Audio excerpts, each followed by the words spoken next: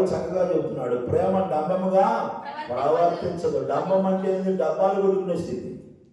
ఈనాడు క్రైస్తవ సంఘాల్లో సేవకులు కూడా డబ్బాలు కొట్టుకునే వాళ్ళు ఎక్కువయ్యారు. ఈ మాట చెప్పడం చాలా కష్టంగానే ఉంది నాకు. డబ్బాలు కూడా ఏముండదు అక్కడ, అన్ని మా దగ్గర అది అని ఇది అని మొత్తం చెప్పి ప్రజలను మోసపరిచేవాళ్ళు ఎక్కువైపోయారు. జాగ్రత్త. డంబములు చెప్పుకున్నాడు. గొప్పలు. డంబం అంటే ఏంటి? గొప్పలో మీరు పెద్ద చెప్పుకోవటం కానీ నీళ్ళు ఏమి లేదని అనుకునే వ్యక్తులు చాలామంది ఉన్నారు కదా. డంబాలు ఏముండదు, ఇంట్లో సరిగ్గా తినడానికి ఏముండదు, అక్కడ సరిగ్గా ప్రార్థనే ఉండదు, సరిగ్గా వాక్యమే ఉండదు, సరిగా దేవుని కార్యాలు జరగవు, దేవునికి సరిగా మంచిగా జరగని స్థితిలో ఉన్నా కానీ మేము చాలా గొప్పవాళ్ళం, మేము గొప్పవాళ్ళం. దేవుని బిడ్డలు ఇంట్లో చూద్దాన్ని ఏముండదు, వాళ్ళలో ఏమి కనబడదు, వాళ్ళలో ఏముండదు. దేవునికి సంబంధించిన కార్యాలు వాళ్ళలో ఏముండకపోయినా కానీ మేము చాలా గొప్పవాళ్ళం. డంబములు చెప్పుకునే వ్యక్తులు.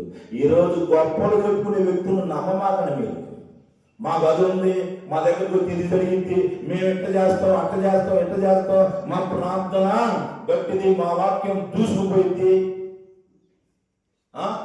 మాది ఎలాంటి వాక్యం దిగిద్ది, గడపలు దిగిద్ది మా వాక్యం, మాసం కొరత పెడతారు, మీరంతా పచ్చలతో తింటున్నారు, మాసం బలమైంది అని చెప్పే వ్యక్తులు నేటి కాలంలో చాలా మంది ఉన్నారండి. మన గ్రామాల్లో కూడా చాలా మంది ఉన్నారు. డంబాలు చెప్పుకునేవాడు. డంబం చెప్పుకునే పని ఎవరిదో తెలుసా? అవన్నీ చూపించడం. డంబం చెప్పుకునేది సాతాను పని అండి.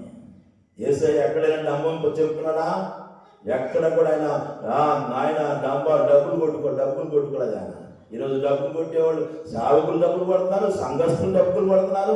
ఈ డబ్బులు విని ఈ మాటలని మోసపోతా ఉన్నారు. గొప్పలు చెప్పుకుంటున్నారండి. గొప్పలు. ప్రేమ ఉన్న వ్యక్తి జీవితంలో గొప్పలు చెప్పుకోడు.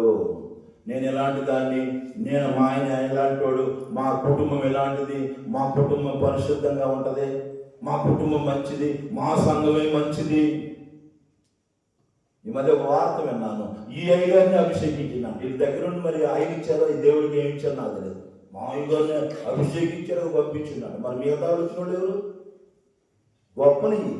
నేను అనుకున్నా వీళ్ళు చెప్పేవాళ్ళు యేసయ్య ఆయన ఆ దేవజనుడిని అభిషేకించంటే పక్కన నించొని ఆయన ఇచ్చారేమో. పక్కన నించొని వీళ్ళు ఇదిగో ఈ ఆయనతో అభిషేకం ఇచ్చారా? ఏ మాటలు చెప్తున్నా ఎలా నమ్ముతున్నారు ఈరోజు? మా అయ్యగారిని అభిషేకించు, మిగతా వాళ్ళకి అభిషేకం లేదు పాపం. గొప్పలు చెప్పుకునేవాళ్ళు ఆ మాటలు నమ్ముతున్నారు. మోసపోకుడి. సర్పం చెప్పిన మాటలు నమ్మింది, మోసపోయింది, జీవితాన్ని పాడు చేసుకుందండి. జీవితం నాశనం అయిపోయింది. దేవునితో సహవాసం తెగిపోయింది.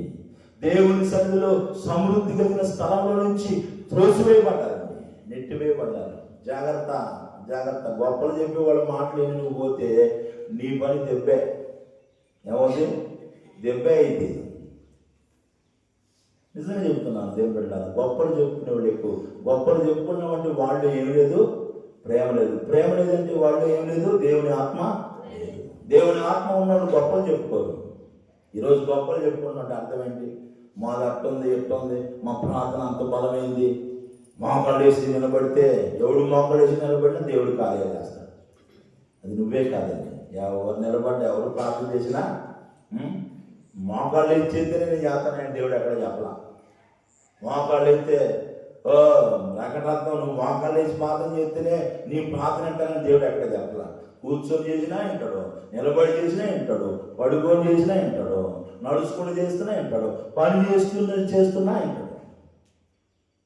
ద్రాక్షరసం అందిస్తా ఉన్నాడు. ఎవరో నెహెమ్యా ద్రాక్షరసం అందిస్తా ఉన్నాడు.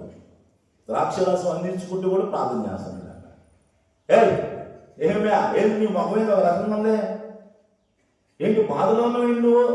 అవునయ్యా, బాధలోనే ఉన్నాను, ప్రార్థన చేస్తా ఉన్నాను. నా దేశం, నా ప్రజలు, నా మందిరం పాడైంది అయ్యా. అయితే నీ అవసరం ఏం చెప్పు, ఏం కావాలి చెప్పు నీకు. దేవుడు పని చేస్తున్నాడండి. ఏం చేస్తున్నాడు? ప్రార్థన. మనం పని చేసేటప్పుడు ఏం చేస్తుంటాం?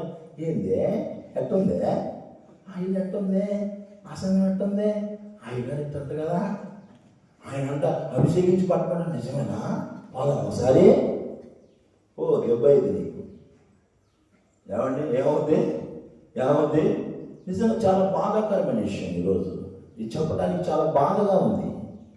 ప్రజలు మోసపూరితమైన మాటలే నమ్ముతున్నారు, నిజాన్ని నమ్మట్లేదండి.